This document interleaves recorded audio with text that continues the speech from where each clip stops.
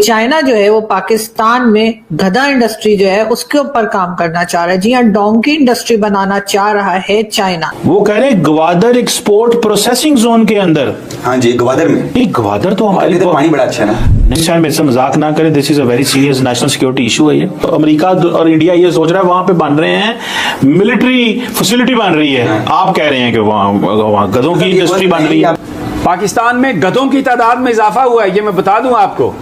We have gained, और ये economic survey of Pakistan में ये है कि खोते बढ़ गए ने पाकिस्तान। तब से चाइना के साथ कॉन्ट्रैक्ट हमारा हुआ है गधे बेचने का।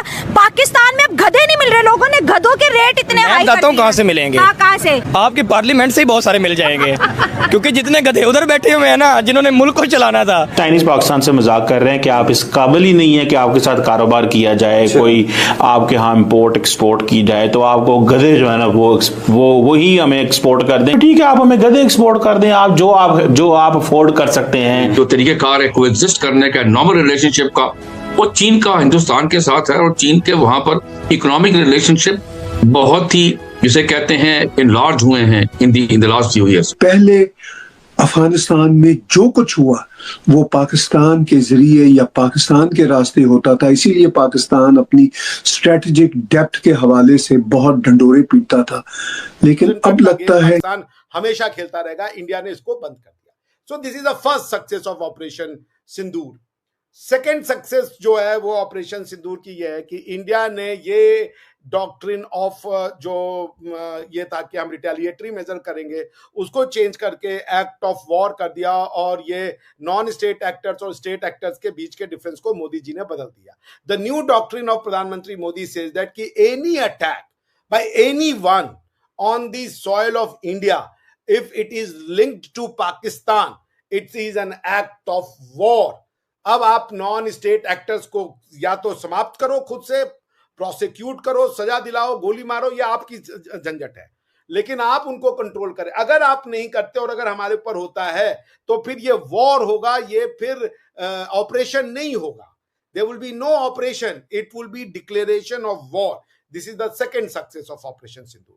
Third success of operation Sindoor जो प्रधानमंत्री मोदी ने किया वो इंटरनेशनल फ्रंट पे, कि कश्मीर की जो समस्या है, पाकिस्तान कहता है जी हमने उसको इंटरनेशनलाइज कर दिया।